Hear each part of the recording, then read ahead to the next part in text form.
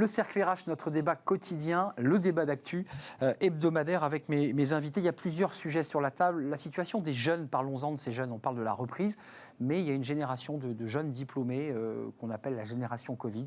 Est-elle la génération sacrifiée? Puis on s'intéressera aussi à la situation des femmes, parce qu'il y a le baromètre de l'APEC, très intéressant, toujours très commenté, qui indique que le Covid n'a pas amélioré la réduction des écarts de salaire entre les femmes et les hommes, bien au contraire. Et puis ce sont des femmes, commentées toujours dans ce baromètre, qui ont été très impactées par ce télétravail, la charge mentale, la difficulté de devoir gérer multiples tâches. On va en parler avec mes invités, mes experts du jour. Jean-Claude Beaujour, merci d'être là, avocat international en droit des affaires, vice-président de France-Amérique. On vous écoutera sur tous ces sujets. Jean-Michel Garrigue est à vos côtés. Bonjour Jean-Michel, ça faisait longtemps que vous n'étiez venu sur notre plateau. Directeur associé en charge des RH et du développement chez BLB Associés. Merci d'être là. Et puis Stéphane Marchand, rédacteur en chef du magazine Pour l'Écho. En une, sommes-nous vraiment nuls en économie? On est nuls en économie ou pas? On n'est pas très bon, mais on n'est pas les seuls. Bon. Et puis on peut dire qu'on a de l'intuition, parfois, sans avoir de vraies connaissances. Donc à la française. Vous parlez de nos économistes? Non, enfin du public en général. Je pensais que vous parliez des économistes qui parfois font des prévisions et se trompent. Oui, mais en même temps, moi je m'insurge contre le mot nul. On peut apprendre. Moi, je pense que c'est tout le problème français, c'est qu'on a le sentiment que les gens sont intelligents ou sont nuls. Eh bien, moi, je pense qu'on a tous un gros potentiel. Et c'est aussi, ça rejoint le sujet sur les jeunes. On a un gros potentiel. Il faut acheter votre journal. Je vais m'abonner très prochainement parce que je crois qu'il est très accessible pour les non-agrégés en économie. Et non, mais vraiment. Les désagrégés en économie, oui. Et j'invite les uns et les autres à le faire parce qu'il n'y a pas de raison qu'on n'ait pas tous une connaissance acceptable pour comprendre le monde dans lequel on vit. Je faisais un trait d'humour parce que c'est vrai que les économistes sont souvent pointés du doigt. Je ne parle pas du grand public qui, effectivement, patauge entre le PIB, la dette, peut-être, mais que nos économistes, parfois aussi, commettent d'énormes boulettes. Ils font des prévisions, ils se trompent. Ensuite, ils expliquent pourquoi ils se sont trompés. Mais finalement, ce sont quand même des phénomènes intéressants. Le fait de se tromper en soi n'est pas une catastrophe. C'est vrai. C'est vrai, à l'américaine, on a le droit de se tromper. Jean-Michel Garrigue, ces jeunes, sondage OpinionWay pour Wisby, on va voir les chiffres qui ne sont pas bons, ces chiffres, parce que c'est une génération qu'on dit sacrifiée. Est-ce que je noircis le tableau, ou est-ce qu'aujourd'hui, une partie de notre jeunesse, celle qui a fait de la visio pendant 1 an et demi, se dit aujourd'hui, je suis un peu, je trouve pas ma place, quoi. Alors, je ne sais pas si vous avez vu les chiffres. Ils sont caractéristiques d'une tendance que je trouve extrêmement française, c'est que on est toujours plus pessimiste pour les autres que pour soi-même. Quand on regarde les résultats, de mémoire, il y a 80% des jeunes qui ont plutôt confiance dans l'avenir, dans leur situation personnelle. Oui, exactement. Et plus on collectivise, si je puis dire, les questions, et plus le taux de réponse positive est faible. Oui. Êtes-vous confiant pour l'évolution de la société? Êtes-vous confiant pour les générations futures, etc. Le pourcentage décroît. C'est typiquement français. Ça ne va pas bien pour la France, mais pour moi, ça va plutôt pas mal.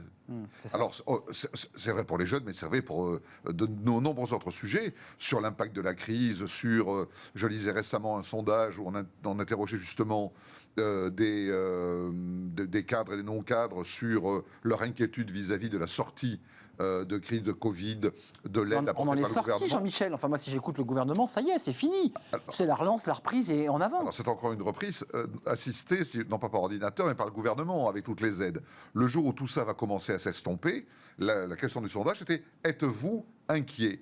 Et globalement, les gens disaient « Oui, je suis très inquiet pour le pays, mais pour moi, non, ça va. » Stéphane Marchand et Jean-Claude Beaujour, 71% des 18-30 ans se considèrent être une génération sacrifiée. C'est un des éléments de ce sondage.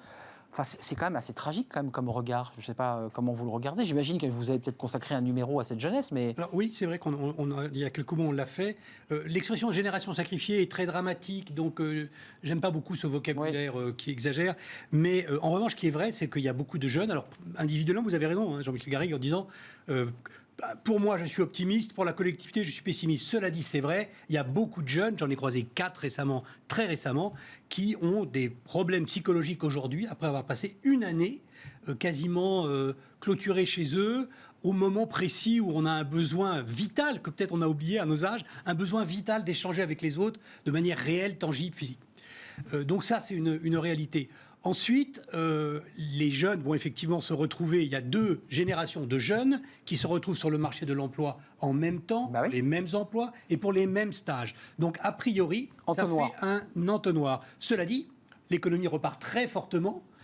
On n'arrive pas à recruter dans beaucoup d'entreprises, donc peut-être que les deux vont se rencontrer pour créer une situation positive. Mais troisièmement, sur la question des aides publiques aux jeunes, et qui sont très importantes aussi, on publie dans une semaine, dans le nouveau numéro de Poléco, une tribune de Neema Shafik, la directrice de la London School of Economics, qui dit, au lieu de redistribuer, c'est-à-dire de placer les jeunes dans une situation d'assistanat, inventons la prédistribution. Donnons à chacun, dès le départ, un capital qu'il utilisera soit pour des études, soit pour créer une entreprise. C'est évoqué d'ailleurs par des économistes qui disent qu'il faut un capital pour ceux qui n'héritent de rien d'environ 120 000 euros.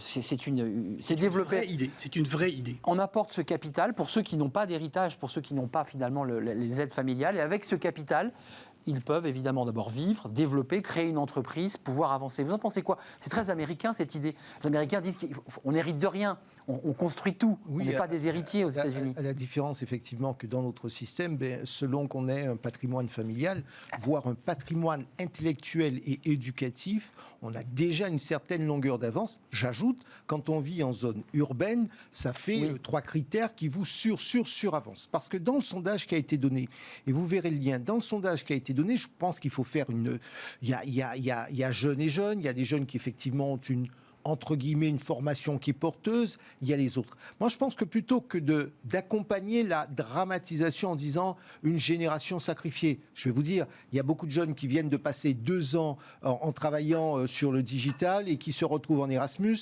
et qui sont très heureux d'être ici ou là et qui ont déjà quasiment oublié cette période parce qu'ils sont dans la vie, etc. Alors c'est la raison pour laquelle je pense, là où nous devons progresser, c'est ce que j'appelle de mes voeux, c'est que les programmes du type Erasmus, alors on dit qu'il va être modifié, et bien qu'il soit aussi possible pour des jeunes de milieux d'activités professionnelles, d'activités manuelles, qu'un jeune qui ferait une école de pâtisserie pourrait aller se former à l'étranger, parce que c'est là aussi où on peut vendre la France, c'est là où on peut les valoriser, parce que c'est cela qu'il manque à beaucoup de jeunes, c'est qu'effectivement tous ces potentiels... C'est un vrai sujet, ça, les métiers manuels en Erasmus. Absolument, métiers manuels, tout ce qui est voie de professionnalisation, qu'on leur offre autant d'avantages, en tout cas autant de possibilités qu'aux jeunes qui sortent des grandes écoles. Et là, vous verrez qu'il va y avoir un trend nettement différent. Un dernier chiffre, il est très sociologique, celui-là, il est amplifié par la crise Covid, mais 43% de ces jeunes disent qu'ils ont sauté un repas pour économiser. Et puis on avait fait un débat il y a quelques semaines qui était assez troublant sur des jeunes associatifs qui aidaient avec des repas dans les établissements, dans les facs, et les jeunes aujourd'hui, étudiants universitaires, poussaient la porte des Restos du Cœur, alors qu'auparavant on ne voyait pas ces jeunes. Qu'est-ce que vous en pensez, Jean-Michel Garrigue, de cette idée quand même qui circule d'un revenu de base, d'un revenu qui permette à ces jeunes de pouvoir, comme on dit, démarrer dans la vie? C'est pas tant le diplôme que d'avoir un petit coup de pouce financier pour enclencher, ce qu'évoquait Stéphane Marchand. J'en dirais 2 choses. La première, c'est que, évidemment, ils ont été les victimes presque collatérales du Covid, car beaucoup d'étudiants, beaucoup de jeunes vivaient de petits jobs, notamment dans, je sais pas quoi, la restauration rapide ou autre, qui ont été fermés du jour au lendemain et pendant des mois. Baisse de revenus des revenus parfois de quelques centaines d'euros, mais qui suffisaient à garder la tête juste au niveau de l'eau. Au niveau d'allouer un revenu, bien sûr, mais l'idée est séduisante, mais à condition que l'on sache ce qu'on peut en faire, qu'on ait au moins un minimum de notions.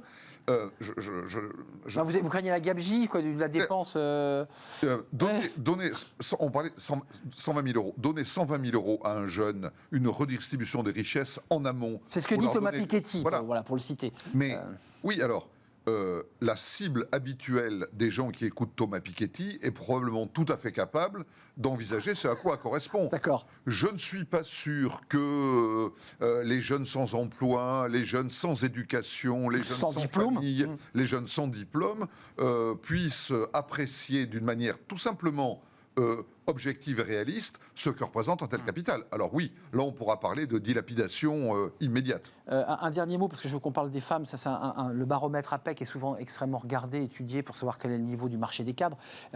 Sur ces jeunes, votre économiste londonienne, enfin la directrice de l'école, elle dit quoi d'autre? C'est intéressant, sans nous déflorer évidemment le dossier que vous allez sortir en une, j'imagine, dans une semaine. Ce qu'elle explique, c'est que la redistribution est un enjeu à caractère très idéologique, constamment soit défendu, soit combattu. Ça fait perdre énormément d'énergie politique, d'énergie sociale et d'argent. Alors que la prédistribution a cet avantage d'intervenir à un moment où tout est encore possible. La redistribution, c'est de la rustine. C'est quand ça va mal et qu'on coltine. Et la France est un pays dans lequel les dépenses sociales, c'est-à-dire l'argent que l'on met pour essayer de colmater les inégalités, le plus haut d'Europe, gigantesque. Juste un petit point, c'est là où effectivement cet argent peut se retrouver. Alors je ne sais pas s'il faut donner exactement quand les jeunes sont encore étudiants, mais moi, je pense aux porteurs de projets qui très souvent sont soit dans des situations où le projet n'est pas encore mûr, donc ils ont besoin d'un accompagnement, ils peuvent avoir besoin d'un accompagnement technique, un accompagnement financier. Et là, on voit bien que ce qui patine, c'est que très souvent, le besoin est trop faible par rapport aux bailleurs de fonds habituels. Donc c'est là où il peut y avoir quelque chose d'intéressant. Je précise que WISBY commandait ce sondage à OpinionWay parce que c'est la plateforme Un jeune, une solution. Je précise qu'on est partenaire et donc on assume totalement ce partenariat. Ça a fonctionné, mais peut-être pas suffisamment. Il faut encore continuer à faire se rencontrer l'offre et la demande, parce que c'est ça l'enjeu. Et la qualité des formations, parce qu'il y a beaucoup de psychos et puis on cherche beaucoup de métiers de la tech. Donc ça colle pas, quoi. Besoin au personnel de santé. Personnel de santé. Enfin, il y a quand même beaucoup de postes non pourvus parce que ce qui sort en école correspond pas au... C'est l'adéquation est évidemment un problème. Bah oui, et ça marche pas très bien. Enfin, vous êtes d'accord? Oui, justement, la France est un pays, on l'oublie souvent, qui a la meilleure capacité de redistribution des richesses dans le monde. Généralement, on les redistribue après. On les redistribue en aide, en secours, en assistance, etc.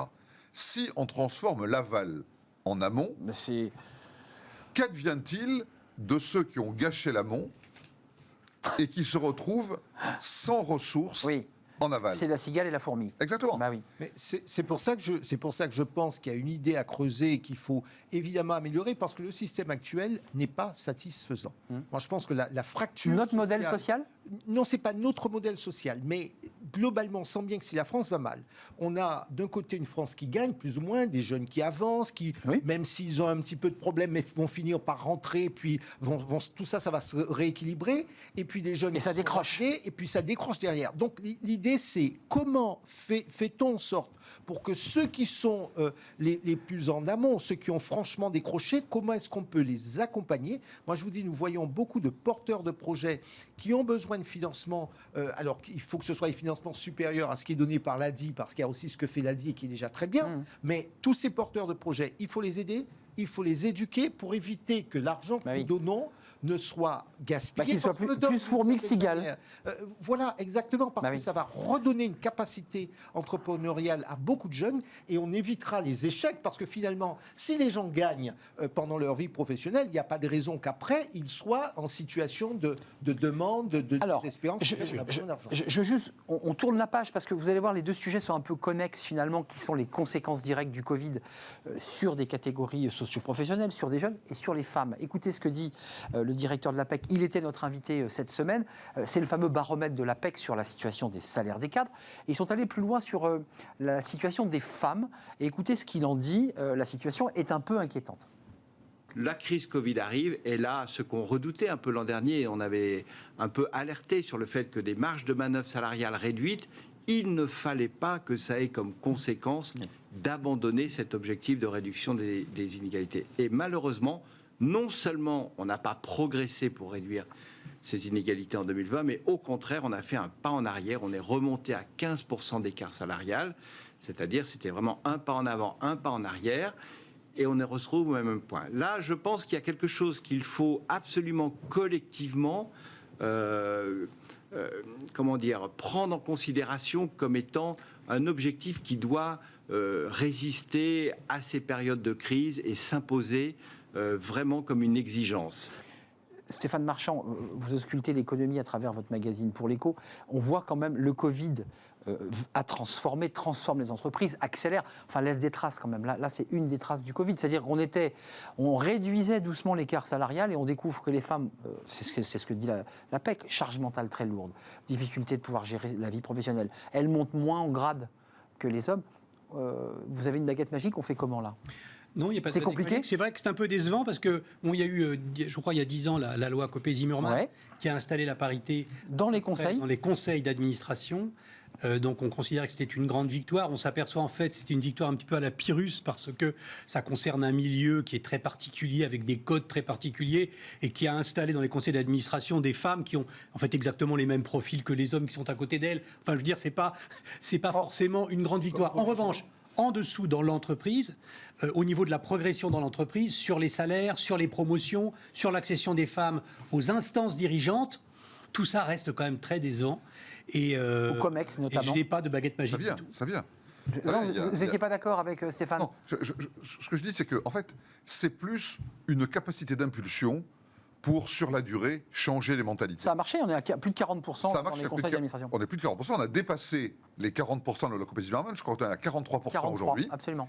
Il y a un texte qui se prépare pour les comités exécutifs. Les discussions portent surtout sur l'échéancier. Parce qu'au départ, c'était 2030. 2030, c'est demain. On sera à 2035. Enfin, c'est loin quand même. Hein.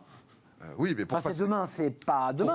Pour passer, les femmes, c'est loin. Pour passer de 12. Bien sûr. Oui, c'est un peu loin quand même. En fait, la mentalité est là. Je vais d'ailleurs vous donner un exemple. Souvent, des chefs d'entreprise ou des DRH me demandent de leur donner un coup de main dans le recrutement, tout à fait bénévolement, bien sûr. Je connais beaucoup de monde dans ce milieu-là, etc. Maintenant, systématiquement, c'est nous voulons embaucher une femme. Donc, les mentalités changent. Les quotas ont... C'est positif pour vous de dire une femme comme une forme de discrimination positive, éliminant de fait, je me mets en contre-champ, un homme qui pourrait être aussi compétent, voire plus compétent. Enfin, mais malheureusement, on ne fait pas de victoire... sans casser d'œufs. Sans casser les œufs.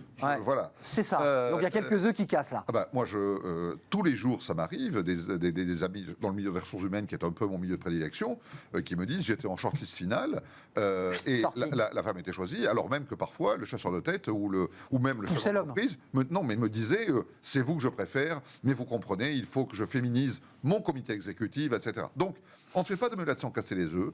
La période actuelle est une période frustrante. Elle a été frustrante longtemps pour les femmes, elle l'est moins, elle l'est du coup de plus en plus pour les hommes. Mais la tendance est là, la démarche est là, et elle va, j'en suis sûr, se polliniser, si je puis dire, l'ensemble de l'entreprise. Il faut absolument tordre le cou à l'argument qu'on appelle l'argument du vivier. Vous savez, tous les gens qui disent « j'adorerais promouvoir des femmes, mais je n'ai pas le vivier suffisant ». Elisabeth Moreno, la ministre, raconte très bien que quand elle était chez Lenovo, eh bien, elle a imposé que tout en bas du recrutement, c'est-à-dire au moment où on lui amène des CV pour n'importe quel job, 50% d'hommes, 50% de femmes. Elle est le choix, en tout cas. Et qu'elle est le choix constamment et à tous les échelons. À ce moment-là, on peut espérer que progressivement... C'est la base. Jean-Claude Beaujour. Je pense qu'effectivement, pour les femmes du CAC 40, pour les femmes de certains niveaux, il y a moins de problèmes. On voit bien que les chiffres, les objectifs sont atteints. En réalité, c'est en dessous, puisque... les quotas, vous avez raison, c'est une forme de quota. En dessous, il faut que l'on puisse préparer les femmes, qu'on puisse identifier les potentiels, qu'on puisse continuer à les mobiliser, et puis surtout, là je crois qu'il y a un rôle de la société, parce que trop souvent, on pénalise ou on culpabilise la femme qui a envie de progresser. Vous savez, notre société reste encore malgré tout un peu machiste. Patriarcale. Dès qu'il y a une fille qui veut monter, on dit qu'elle est trop ambitieuse. Vous savez, c'est toujours dans les couloirs, elle est trop ambitieuse. Elle a les dents longues. Les dents longues, etc. Là où pour un homme, on dit il est bien, il est brillant, etc. Il en veut. Il en veut, et c'est bien, et on en a besoin. Et c'est là où c'est là où s'il y a des messages à faire passer, c'est de dire aux gens, en tout cas moi je le dis aux jeunes qui travaillent avec moi, c'est allez-y franco. Et peu importe ce que l'on dit, assumez-vous. Alors, et avec un deuxième élément, c'est parvenir, que ce soit d'ailleurs là pour garçons, pour les filles, mais c'est vrai que c'est souvent une préoccupation pour les jeunes femmes, et essayer d'obtenir une vie équilibrée. Parce que le dilemme auquel elles sont confrontées, c'est une vie que ce soit de famille, avec un compagnon, une compagne, peu importe, mais une vie Et personnelle. des enfants, si je peux me permettre. Et puis aussi des enfants, parce que jusqu'à... Non, mais ce qui est un frein à la carrière. Ça peut être aussi des adoptions, ça peut être aussi des adoptions de la part d'hommes. Donc vraiment la vie de famille, en tout cas une vie en Au dehors sens de large. l'entreprise, parce que ça c'est aussi une chose qu'il faut savoir accompagner. C'est comment on organise la vie, où on laisse un peu de place à la vie en dehors des entreprises. Et c'est vrai que c'est très important, Stéphane Marchand. tout en organisant l'égalité, voire en imposant l'égalité si on le décide, il ne faut pas oublier qu'il y a des différences extrêmement fortes entre les hommes et les femmes, Bien sûr. tant mieux, et que par conséquent, il faut faire ce que vous dites, respecter la vie privée, et puis que les périmètres des jobs, que les compositions, vous voyez ce que je veux dire, Bien sûr. que les profils des emplois tiennent compte de ces différences, parce que ce ne sont pas les mêmes aspirations chez les hommes et chez les femmes, ce qui fait la richesse de leur cohabitation. D'ailleurs, cet écart n'est pas réduit à cause du Covid, c'est ce que dit en tout cas le directeur de l'APEC, mais on a quand même le sentiment que la tendance va, dans les grandes entreprises pour le moins, à la qualité de vie au travail. C'est-à-dire que cette donnée qu'évoque Jean-Claude Beaujour, c'est-à-dire l'équilibre entre vie privée, entre vie pro, du temps pour sa famille, j'ai le sentiment que le Covid a aussi accéléré cette transformation-là. Peut-être que je me trompe, hein. Ce qui a aussi beaucoup aidé, c'est l'internationalisation des carrières et des pratiques. Aujourd'hui, vous voyez, j'ai ce soir mon dîner des DRH du CAC 40.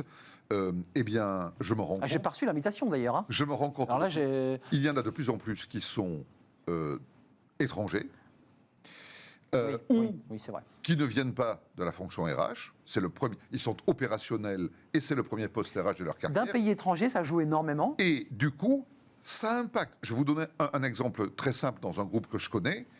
Un nouveau DRH groupe venu des États-Unis a dit, mais qu'est-ce que c'est que ça? Pourquoi les réunions ici se terminent à 20h ou à 20h30, etc. Et il a dit, écoutez, moi en tout cas dans ma direction, et je vais faire en sorte que ce soit dans l'entreprise, Eh oui. ma direction, c'est-à-dire 3000 personnes, la direction des ressources humaines au plan mondial, il n'y a pas une réunion qui commence avant 9h et pas une réunion qui se termine après 18h. Et pas une le vendredi à 17h30. Voilà. Voilà. Donc ça profite aussi beaucoup à l'équilibre vie privée et professionnelle. Ça profite beaucoup aux femmes. Et il a ajouté, le problème en France, c'est que les réunions ne sont pas préparées. Si les réunions C'est tout sont à fait préparées, exact. on envoie deux, trois slides la veille de la réunion. Un ordre du jour. Voilà, pour que chacun en prenne connaissance. La réunion est minutée, elle dure 60 minutes, 90 minutes, pas une de plus, pas une de moins. Toc, Chacun terminé. part avec un plan d'action, etc. Une efficacité à l'anglo-saxonne. Nous aimons beaucoup palabrer, si j'ose dire, et ça a beaucoup de bons côtés. Très latin, oui, bien sûr. C'est très latin, mais là, je pense qu'un peu d'ordre permettra aux femmes oui. davantage pouvoir gérer Ouais. leur carrière. Et dégager du temps. Juste un mot avant qu'on se quitte, parce que c'est une sorte là aussi, c'est un axiome comme ça qu'on sort souvent quand on est sur un plateau, à salaire égal, enfin à diplôme égal, salaire égal. Ça marche pas, ça. En tout cas, on le voit à travers l'APEC, ça marche pas encore. Alors, à diplôme Peut-être que c'est ça, la règle. salaire égal, je ne sais pas, mais en tout cas, à job égal, salaire égal, oui. Mais ce qui n'est pas le cas, hein. Non. Ce qui n'est pas le cas. Dans la vraie vie, c'est pas le cas. Ça devrait être la règle. Bah oui. Malheureusement, ça n'est pas une règle effective. Et La loi existe, hein. Il nous revient de travailler à rendre effective cette règle par des mesures aussi bien juridiques, mais aussi des mesures très pratiques, parce que je confirme que sur le Ça vient plan d'en haut. travaillant à l'international, je vois bien que nous avons des pratiques différentes et les dîners professionnels américains se font souvent à 18h30, ce qui permet aux gens de rentrer chez eux à une heure correcte. Les Américains mangent tôt, enfin, faut quand même le Oui, préciser. oui, De oui, manière mais générale.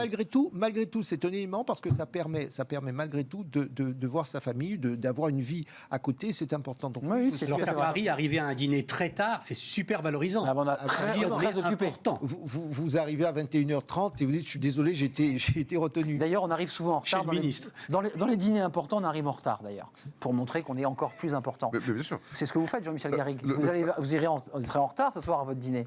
Ce soir, Vous serez à l'heure. c'est toujours début du dîner à 20h, fin du dîner à 22h, précise. À 22h, comme ça, les gens sont chez eux de bonne heure, ils n'hésitent pas à venir. Alors, s'ils veulent rester... Et ils savent que ça ne leur occupe pas toute la S'ils soirée. veulent rester à discuter entre eux, à échanger, Ils le peuvent. Mais celui qui veut partir ou celle à 22h, il le Et fait. je peux vous dire que je dis toujours à mes clients, je suis parfaitement disponible, mais le samedi, je fais un peu de sport et je déteste être dérangé pendant ma séquence. Donc, vous le savez, ne dérangez jamais Jean-Claude Beaujour le samedi pendant son sport. Retenez cette phrase, elle est Mais gravée. je reste très disponible à mes Et elle est gravée dans la bande. Merci Stéphane Marchand. Pour l'écho, c'est le dernier numéro. Le prochain sort dans une semaine. Voilà, sommes-nous vraiment nuls en économie? Avec un point d'interrogation, évidemment, un dossier. Puis le prochain, c'est dans une semaine. Que pèse la France? Et oui, là vous ouvrez un gros sujet avec le débat australien-États-Unis sous-marin. Sommes-nous devenus un petit pays? Comme Aurélie le Général, vaste programme. Vaste programme. Merci Jean-Michel Garrigue. Je vous laisse filer à votre dîner parce que, évidemment, il y a ce dîner que vous évoquiez tout à l'heure. Directeur associé en charge des RH du développement chez BLB Associés. C'était un vrai plaisir. Et Jean-Claude Beaujour, à ne pas déranger pendant le footing, avocat international en droit des affaires et vice-président de France-Amérique. C'est un vrai plaisir de partager ce moment. On termine avec Fenêtre sur l'emploi. Amélie Favre-Guité. Ça va intéresser Jean-Michel Garrigue. Tout ce qu'un recruteur ne peut pas vous dire, va tout nous dévoiler. Vous savez, quand vous n'êtes pas pris et qu'il n'ose pas vous dire pourquoi, Amélie va nous expliquer tout ça.